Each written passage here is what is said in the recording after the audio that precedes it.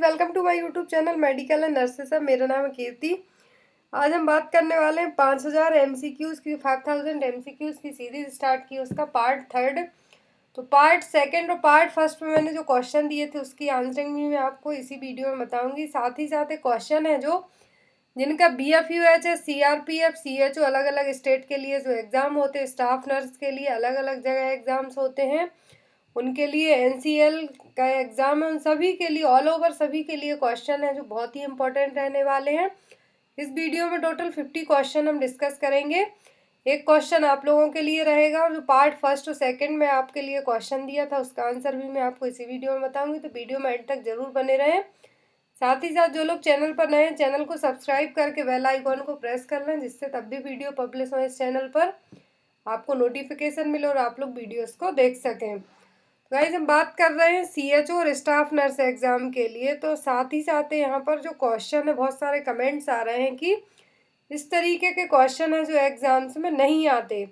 तो मैं आपको बता दूं, आप चाहें तो जिन भी स्टेट में CHO का पेपर हुआ हो, स्टाफ नर्स का पेपर हुआ हो, उन सभी में इसी तरीके के क्वेश्चन आए हैं अभी तक के एग्जाम में। आप लोग चाहें तो इसी चैनल पर प्रीवियस ईयर आफ्टर 6 मंथ की ट्रेनिंग के बाद के एग्जाम पेपर, सभी पेपर आपको मिल जाएंगे। आप लोग उनको एक बार जरूर देख लें ताकि आपकी कन्फ्यूजन है जो क्लियर हो जाए।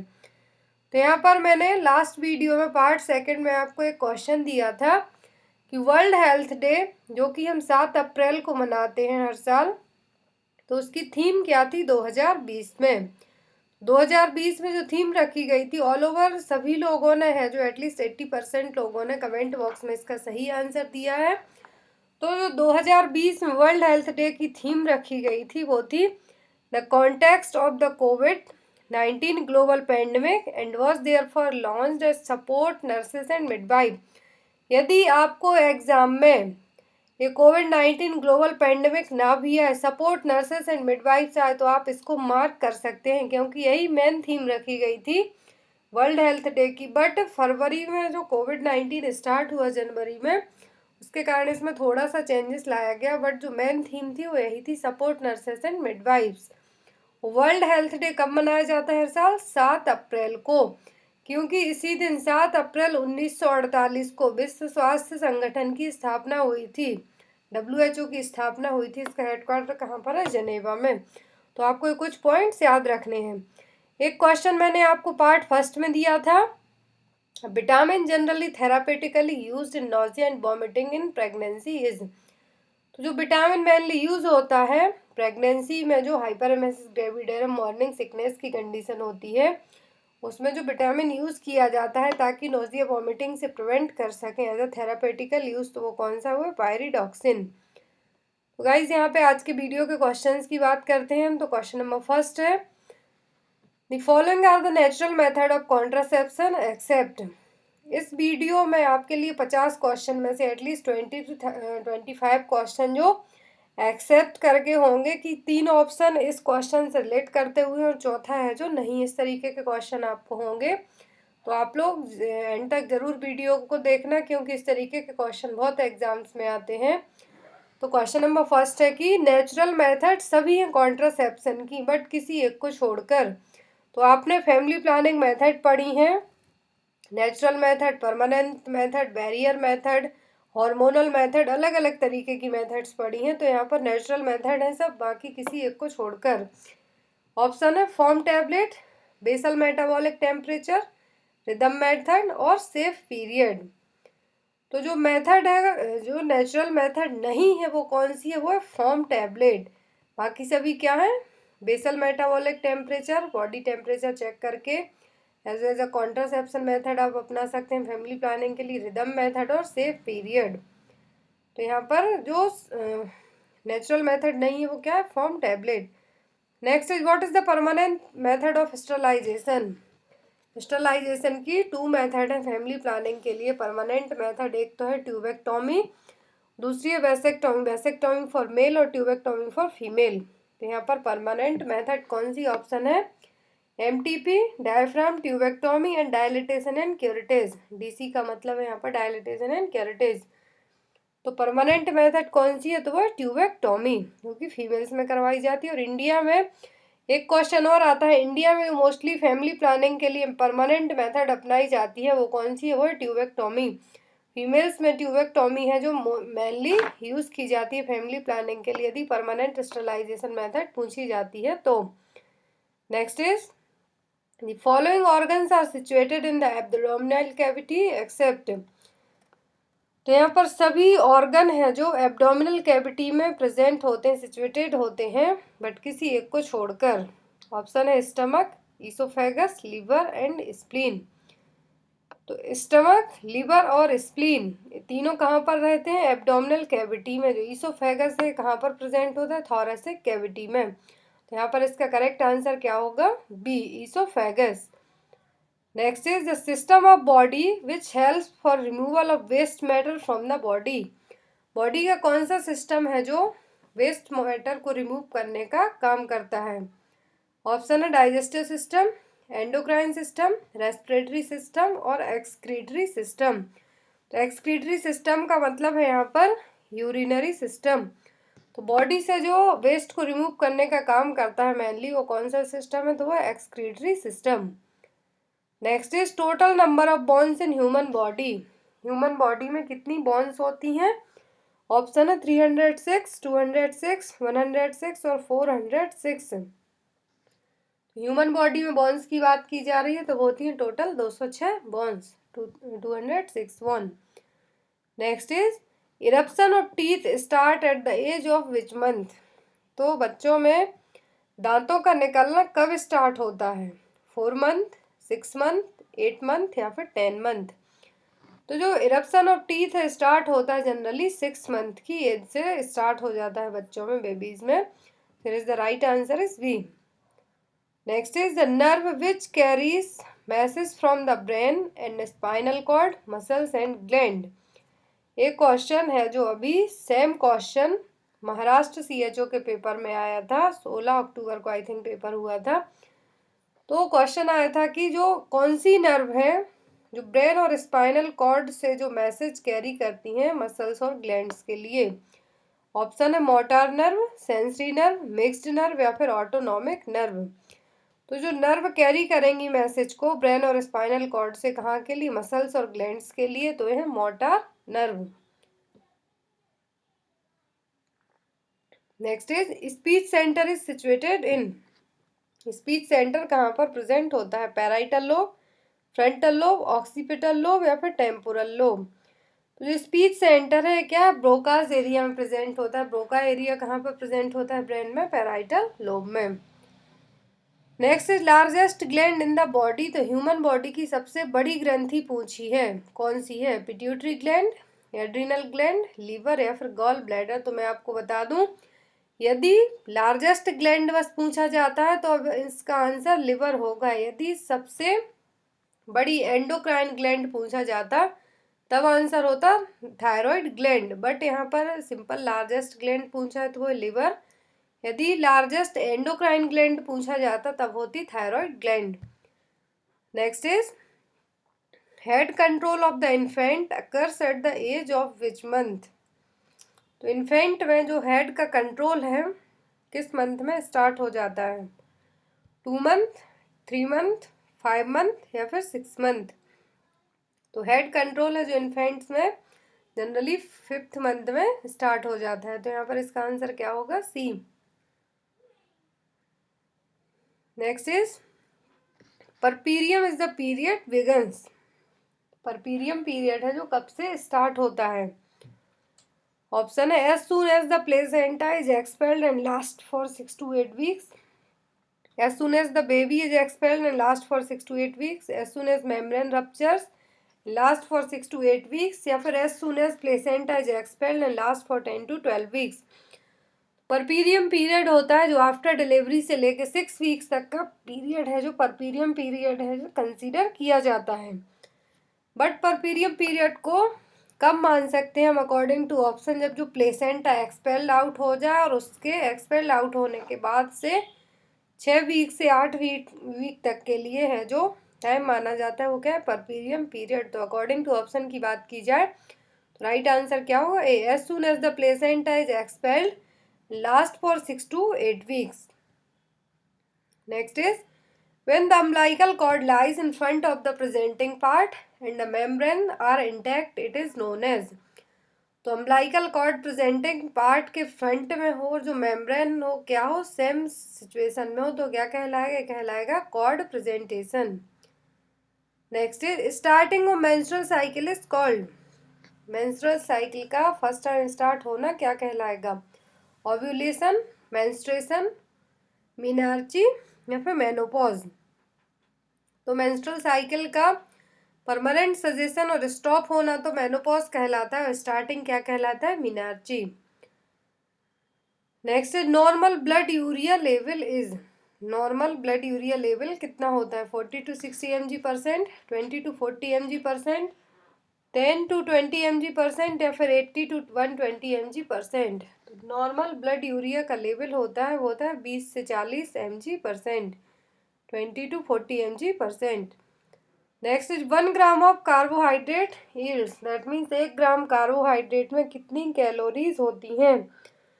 1 ग्राम कार्बोहाइड्रेट और 1 ग्राम प्रोटीन दोनों में सेम कैलोरीज होती हैं एज कम्पेयर टू फैट के। तो 1 ग्राम फैट में तो 7 कैलोरीज होती हैं, बट यहाँ पर 1 ग्राम कार्बोहाइड्रेट में पूछा है तो टोटल 4 कैलोरी प्रेजेंट होती हैं, 4 calorie. Next is a method of making the victim to breathe passively. किसी पेशेंट के लिए, विक्टिम के लिए हम पैसिवली है जो ब्रीदिंग प्रोवाइड करा रहे हैं, तो कौन सी रेस्पिरेशन कहलाएगी। ऑप्शन है आर्टिफिशियल, स्पॉन्टेनियस, डीप ब्रीदिंग या फिर कुस्माल ब्रीदिंग। तो जो आर्टिफिशियल तरीके, जो हम पैसिवली ब्रीदिंग प्रोवाइड कराएंगे किसी विक्टिम को, बाहरी तरीके से किसी मशीनरी के तौर पर ब्रीदिंग देंगे, तो वो क्या होगा, artificial respiration. Next is minute this walled blood vessels between the end of the arteries and the beginning of veins, it is called। जो माइन्यूट, बहुत ही छोटी वॉल होती हैं ब्लड वेसल्स की, जो कि आर्टरीज का एंड पार्ट है और वेंस का बिगनिंग पार्ट है, वो क्या कहलाएंगे। माइन्यूट मतलब कि यहाँ पर बहुत ही छोटी। ऑप्शन है आर्टरीज, वेंस, कैपिलरीज या फिर एल्वुलाई। तो इनका स्टार्टिंग पॉइंट क्या हो गया, वेंस हो गया, बट ये एंड कहाँ से हुई, आर्टरीज से। तो यहाँ पर इसका आंसर क्या होगा, C, capillaries. Next is a waste gas produced by the body and exhaled through the lungs. कौन सी वेस्ट गैस है जो हमारी बॉडी से प्रोड्यूस होती है, बनती है और लंग्स के थ्रू उसको एक्सपेल्ड आउट किया जाता है, बाहर निकाला जाता है। ऑप्शन है carbon dioxide, carbon monoxide, nitrogen peroxide या फिर ऑक्सीजन। तो बेस्ट गैस पूछा है जो लंग्स बाहर निकालेंगे, तो वो कौन सी है, carbon dioxide, CO2। Next is a condition characterized by moving of bones out joint. कौन सी कंडीशन में जो बोन्स हैं जॉइंट से अलग हो जाती हैं, जिस जॉइंट में फिट है वहां से क्या हो जाएंगी, सेपरेट होने लगेंगी, तो ये कंडीशन क्या कहलाएगी। ऑप्शन है फ्रैक्चर, स्प्रेन, स्ट्रेन या फिर डिसलोकेशन। तो बोन्स का अपनी पर्टिकुलर जगह से दूर हो जाना, जॉइंट्स को छोड़ देना, वो कंडीशन क्या कहलाएगी, dislocation. Next is a tube of muscular tissue carrying ingested food from the mouth to stomach. एक मस्कुलर टिश्यू के बनी हुई ट्यूब होती है जो इंजेस्टेड फूड है, खाया हुआ खाना है, उसको मुंह से स्टमक तक लेके जाती है, पाइप जैसे रहती है, वो क्या कहलाएगी, ईसोफेगस, ड्यूडेनम, ट्रैकिया या फिर फेरिंग्स। तो ट्रैकिया और फेरिंग्स तो रेस्पिरेटरी सिस्टम के ऑर्गन हो गए, तो ये खाना लेके तो आपका नहीं जाएंगे, बट जो इंजेस्टेड फूड को माउथ से स्टमक तक लेके जा रहा है, पाइप जैसा, ट्यूब जैसा स्ट्रक्चर है मस्कुलर टिश्यू का, तो क्या है, वो oesophagus. Next is a red pigment in the blood cells which combines with oxygen and carbon dioxide for carrying them.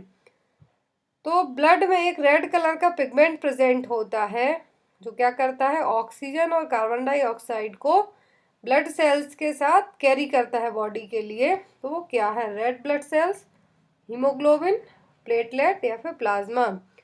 Red pigment कहा है तो वो क्या है, हीम। तो यहाँ पर इसका आंसर क्या होगा, B, haemoglobin. Next is information given by the suffer about his illness. कोई पेशेंट अपनी डिसीज के बारे में इंफॉर्मेशन दे रहा है तो वो क्या कहलाएगा? साइन, सिम्टम, ऑब्जर्वेशन या फिर डायग्नोसिस। तो कोई पेशेंट अपनी उसको जो प्रॉब्लम है उसके बारे में बता रहा है, इंफॉर्मेशन दे रहा है, तो वो क्या कहलाएगा? सिम्टम। और जो हम खुद उसकी बॉडी के ऊपर शो करेंगे, जैसे किसी भी तरीके के रेसेस होंगे, पिंपल्स होंगे या कुछ भी, तो चीज़ हम खुद देख पाएंगे, तो क्या होंगे? Sign. Next is normal respiratory rate in adult is. एक एडल्ट में नॉर्मल रेस्पिरेटरी रेट क्या होगी? 20 to 40 breath per minute, 40 to 60 breath per minute, 16 to 20 breath per minute या फिर 10 to 15 ब्रीथ पर मिनट। तो नॉर्मल रेस्पिरेटरी रेट है adult में वो है 16 से 20 breath per minute. Next is the normal body temperature is. तो ये बहुत ही कॉमन क्वेश्चन है। तो ह्यूमन बॉडी का जो नॉर्मल टेम्परेचर होता है कितना? 37 degree Celsius. Next is characteristics of the blood flow due to arterial bleeding is the following except. यदि आर्ट्रियल ब्लीडिंग हुई, आर्टरीज में कुछ कट हुआ है, रप्चर हुआ है, कुछ भी हुआ है, तो ब्लड फ्लो के सभी कैरेक्टरिस्टिक्स हैं बट किसी एक को छोड़कर। ऑप्शन है bright red in colour, spurts at each contraction of the heart, flow is pulsatile, dark red in colour. तो जो आर्ट्रियल ब्लीडिंग होती है तो उसमें क्या होता है, जितने बार आपका हार्ट कॉन्ट्रैक्ट होगा उतने बार वहाँ पर स्पंट्स देखने को मिला, फ्लक्चुएशन टाइप से देखने को मिलेगा। फ्लो है जो क्या होगा? पल्सेटाइल होगा, ब्राइट रेड कलर का ब्लड देखने को मिलेगा, बट डार्क रेड कलर की ब्लीडिंग नहीं होगी। तो यहाँ पर इसका आंसर क्या होगा? D. Next is an agent that has power to kill microorganism. कौन सा एजेंट है जिसके पास माइक्रो ऑर्गेनिज्म को मारने की क्षमता होती है, या फिर वो क्या कहलाएगा? बैक्टीरियोस्टेट, बैक्टीरियोसाइड, एंटीसेप्टिक या फिर बैक्टीरियोस्टेसिस। तो ऐसा एजेंट जो माइक्रो ऑर्गेनिज्म है उसको सीधा मारे, power to kill microorganism को क्या है? बैक्टीरियोसाइड। यहाँ पर साइड का मतलब होता है मारना, तो बैक्टीरियोसाइड। जो यहाँ पर अदर ऑप्शन है उनको भी हम देख लेते हैं क्योंकि ये भी कई बार एग्जाम में आए हैं। बैक्टीरियोस्टेट का मतलब है substance that prevent the multiplying of bacteria without destroying them. तो ऐसे सब्सटेंस जो बैक्टीरिया की ग्रोथ को स्टॉप कर सकते हैं बट उनको मार नहीं सकते, विदाउट डिस्ट्रॉइंग देम, उनको मार नहीं सकते। एंटीसेप्टिक, अ लिक्विड और cream that prevents a cut etcetera from the becoming infected. Antiseptic ऐसी क्रीम है जो क्या करते हैं, आपको कहीं भी कट लगा हो और कुछ भी हुआ हो तो उसको प्रिवेंट करेंगे, किससे? इन्फेक्शन ना होने से, कि आपको इन्फेक्शन ना होने पाए उसके पहले ही एंटीसेप्टिक लगा दिया जाता है। थर्ड है यहाँ पर bacteriostasis, inhibition the growth of bacteria without destruction. Same है बैक्टीरियोस्टेसिस, बैक्टीरियोस्टेट क्या करेंगे? बैक्टीरिया की ग्रोथ को इनहिबिट करेंगे बट क्या करेंगे? उनको मारेंगे नहीं। Next strength of Savlon for cleaning of wound. तो सेवलॉन की स्ट्रेंथ है जो वुंड क्लीनिंग के लिए क्या होगी? तो वो होगी 1/10। Next is inflammation of the tongue. जीभ के इन्फ्लामेशन को क्या कहेंगे? ग्लोसाइटिस, जिंजिवाइटिस, स्टोमेटाइटिस और पैरोटाइटिस। तो पैरोटाइटिस का मतलब है यहाँ पर जो पैरोटिड ग्लैंड है उनमें इन्फ्लामेशन होना, और इन्फ्लामेशन ऑफ द टंग है यहाँ पर ग्लोसाइटिस। और स्टोमेटाइटिस ऐसी कंडीशन है पेनफुल स्वेलिंग होगी कहाँ पर? Inside of the mouth. Mouth में क्या होगा? पेनफुल इन्फेक्शन होगा, स्वेलिंग टाइप से सोर्स ऐसी कंडीशन होगी, क्या? स्टोमेटाइटिस। जिंजिवाइटिस का मतलब है जो गम्स हैं वहाँ पर इन्फेक्शन का होना, इन्फ्लामेशन का होना, बट टंग इन्फ्लामेशन का मतलब यहाँ पर क्या है? ग्लोसाइटिस।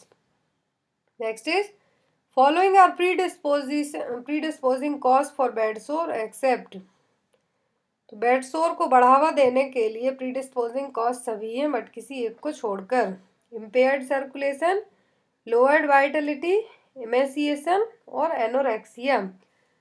तो बेड सोर का एनोरेक्सिया से कोई भी लेना देना नहीं है, तो यहाँ पर इसका आंसर क्या होगा? D, anorexia. Next is inability to sleep is termed as. नींद न आने की प्रॉब्लम को क्या कहते हैं? ऑप्शन है डिस्पेप्सिया, डिस्निया, एनोरेक्सिया और इंसोम्निया। तो डिस्पेप्सिया का मतलब है इंडाइजेशन, डिस्निया का मतलब है breathing problem, breathing difficulty, anorexia का मतलब है loss of appetite inability to sleep का मतलब है यहाँ पर insomnia. Next is tobacco contains a poisonous substance called. तो जो भी लोग तंबाकू खाते होंगे तो उसमें साफ साफ लिखा होता है कि ये निकोटिनिक, इसमें ऐसा सब्सटेंस है जो आपकी जान भी ले सकता है। तंबाकू में एक पॉइजनस सब्सटेंस प्रेजेंट होता है, वो क्या है? वो है nicotine. Next is disease caused by allergic is called. ऐसी डिसीज जो एलर्जेंस के कारण होती है, ऑप्शन है अस्थमा, ट्यूबरक्लोसिस, कैंसर, गैस्ट्रोएंटराइटिस। तो एलर्जी के कारण कौन सी डिसीज हो सकती है? तो वो है asthma. Next in adult has how many litre of blood in his body. एक एडल्ट की बॉडी में कितना ब्लड प्रेजेंट होगा? 7 to 8 लीटर, 5 to 6, 9 to 10 या फिर 2 to 3। तो एडल्ट बॉडी में पूछा है तो वो 5 to 6 litre. Next is several person in a town got the attack of leukaemia, which of the following can be possible reason for that. एक town में, एक गांव में बहुत सारे लोगों को ल्यूकेमिया हुआ है, ल्यूकेमिया अटैक है, तो कौन सा पॉसिबल रीजन होगा इतने सारे लोगों में ल्यूकेमिया होने का? ऑप्शन है exposed to radiation, drinking polluted water, smoking, breathing in impure air. Leukaemia की कंडीशन हुई है तो इसका जो मोस्ट कॉमन रीजन होगा सडनली इतने सारे लोगों में होने का, वो होगा कि उन्होंने किसी भी ऐसे रेडिएशन को एक्सपोज किया है जिसके कारण एक कंडीशन हुई है। तो यहाँ पर इसका आंसर क्या होगा? Expose to radiation. Next is the energy value of what is more than that of other. सबसे ज़्यादा एनर्जी वैल्यू किसकी होगी कंपेरिजन टू अदर के? ऑप्शन है फैट, स्टार्च, प्रोटीन या फिर शुगर। तो सबसे ज़्यादा जो एनर्जी वैल्यू होगी वो होगी फैट की, क्योंकि 1 ग्राम फैट में कितनी कैलोरीज होती हैं? 7 कैलोरीज प्रेजेंट होंगी। Next is the product formed when amino acid molecules combine together is called. तो अमीनो एसिड है जो किसका प्रोडक्ट, जो अमीनो एसिड के बहुत सारे मॉलिक्यूल हैं मिलकर क्या बनाते हैं? तो ये बनाते हैं प्रोटीन। तो यहाँ पर इसका आंसर क्या होगा? डी। और क्वेश्चन ऐसे भी आ सकता है कि प्रोटीन के डिस्ट्रक्शन के बाद कौन सा पदार्थ बनेगा? तो होगा amino acid. Next is women having normal limbs may sometimes give birth to babies with deformed limbs, this must be due to. एक लेडीज है, उसके जो लिम्स हैं नॉर्मल हैं, बट उसने जो बेबी को जन्म दिया है, डिलीवर किया है, वो डिफॉर्मिटी है उसके लिम्स में उस बेबीज के। तो ये किसके कारण हुआ है? Spontaneous generation, mutation, inheritance of acquired character या फिर नेचुरल सिलेक्शन। तो जो कंडीशन हुई है कि जिस लेडी के लिम्स हैं जो नॉर्मल है बट उसका जो बेबी हुआ है डिफॉर्म्ड लिम्स के साथ पैदा हुआ है, तो ये किसके कारण हुआ होगा म्यूटेशन के कारण, जीन म्यूटेशन के कारण। तो यहाँ पर इसका आंसर क्या होगा? B. Next is hormones are transport to all parts of the body through the. हमारी बॉडी में जो हार्मोन्स का ट्रांसपोर्टेशन होता है वो किसके कारण, किसके साथ में होता है? नर्व, ब्लड, लिम्फ या फिर मसल्स। तो हमारी पूरी बॉडी में हार्मोन्स को कौन सप्लाई करता है? तो वो है ब्लड। ब्लड के साथ मिक्स होकर हमारी पूरी बॉडी में हार्मोन सर्कुलेट होते हैं। Next is deficiency of what in food cause simple goitre. किसकी कमी के कारण ग्वाइटर की कंडीशन हो सकती है? खाने में क्या कम होगा जिसके कारण हमें ग्वाइटर हो सकता है? ऑप्शन है sodium, iron, iodine, calcium. Goitre का मतलब होता है घेंघा रोग, हिंदी में कहें तो ये किसकी कमी के कारण होता है आयोडीन की कमी के कारण। यदि खाने में आयोडीन की मात्रा कम हो तो क्या हो सकता है? Goitre. Next is cortisone is used as an effective anti inflammatory drug in the treatment of. Cortisone है जो एक इफेक्टिव एंटी इन्फ्लामेटरी ड्रग का काम करता है किस डिजीज के ट्रीटमेंट में? हाई बीपी, आर्ट्रियोस्क्लेरोसिस, अर्थराइटिस या फिर डायबिटीज। तो कॉर्टिसोन है जो as an effective anti inflammatory drug का काम करेगा, ये करेगा अर्थराइटिस के पेशेंट में। Next is deficiency of thyroxine in adults leads to a condition called. तो थायरॉक्सिन है जो जिसकी कमी के कारण एडल्ट्स में जो कंडीशन होगी वो क्या कहलाएगी? ऑप्शन है टेटेनी, क्रेटिनिज्म, मिक्सोडीमा या फिर ग्रेव्स डिसीज। इसका आंसर होगा सी, मिक्सोडीमा।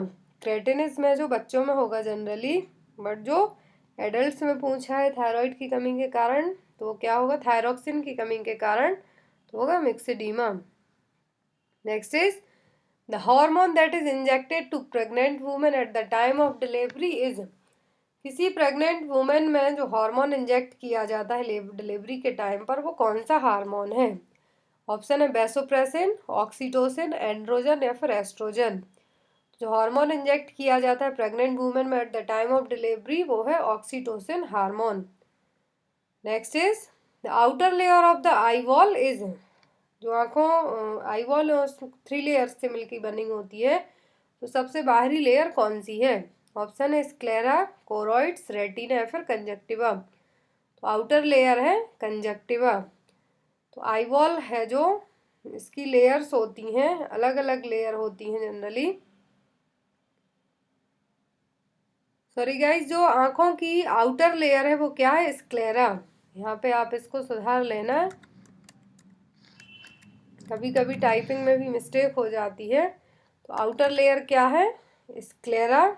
और जो इनर लेयर है वो क्या है? कॉर्निया। मिडल लेयर क्या है? कोरॉइड। मिडल जिसको हम कह सकते हैं 3 लेयर से मिलके बनी होती है जो हमारी आई बॉल। तो आउटर लेयर क्या है? Sclera. Next is the smallest bone in the human body is, human body की सबसे छोटी अस्थि बोन है जो क्या है? तो वो है स्टेपस, जो कि कान में प्रेजेंट होती है। जो आपने पर ईयर 3 ऑसिकल्स पढ़े होंगे, दोनों कानों की मिला के 6 बोन्स हम कह सकते हैं।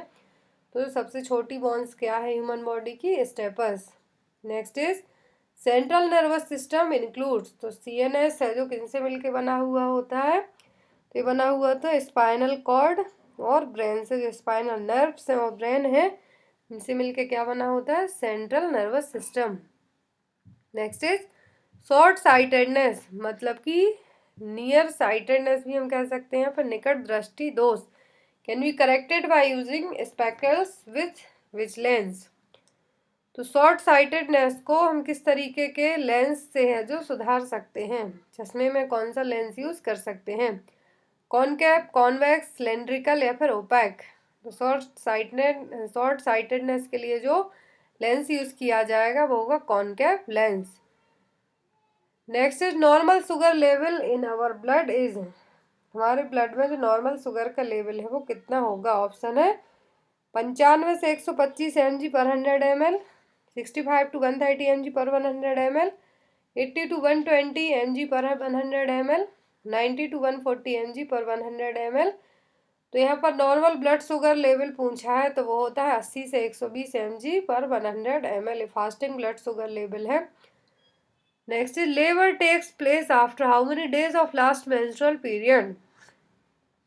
तो LMP से लेके कितने दिनों के बाद तक है जो लेबर हो सकती है, डिलीवरी हो सकती है? 300 डेज, 280 डेज, 365 डेज या फिर 240 डेज। तो यहाँ पर इसका आंसर होगा वो होगा B, 280 डेज। 280 दिनों में क्या होता है? लास्ट मेंस्ट्रुअल पीरियड से जो काउंटिंग की जाती है, तो LMP के बाद से वो कितना हो सकता है? 280 दिन, 280 days. Next is sign of true labour are all of the following except. तो यहाँ पर ट्रू लेबर के साइन सभी हैं बट किसी एक को छोड़कर। Painful rhythmic uterine contraction, dilatation of the ओस, फीटल मूवमेंट या फिर सो। ब्लडी सो देखने को मिलेगा आपको, सर्विक्स डायलिटेशन होगा, पेनफुल रिदमिक यूट्राइन कॉन्ट्रैक्शन भी आएंगे, बट फीटल मूवमेंट है जो लेबर के टाइम पर आपको फील नहीं होगा। तो यहाँ पर इसका आंसर क्या होगा? C, foetal movement. Last question, sign of separation of placenta are the following except. Placenta separation है जो आफ्टर बेबी एक्सपेल्ड आउट के विदिन 30 मिनट में हो जाना चाहिए, सभी साइन है बट किसी एक को छोड़कर। Lengthening of the cord at vulva, gush of blood is seen, fundus rises up to umbilicus and temperature rises. तो प्लेसेंटा सेपरेशन में जो साइन नहीं देखने को मिलेगा वो होगा टेम्परेचर राइसेस, टेम्परेचर है जो नहीं बढ़ेगा। एक क्वेश्चन आप लोगों के लिए, इसका आंसर आप लोग कमेंट बॉक्स में देना। If a women LMP is 20 April 2020 and what is the EDD।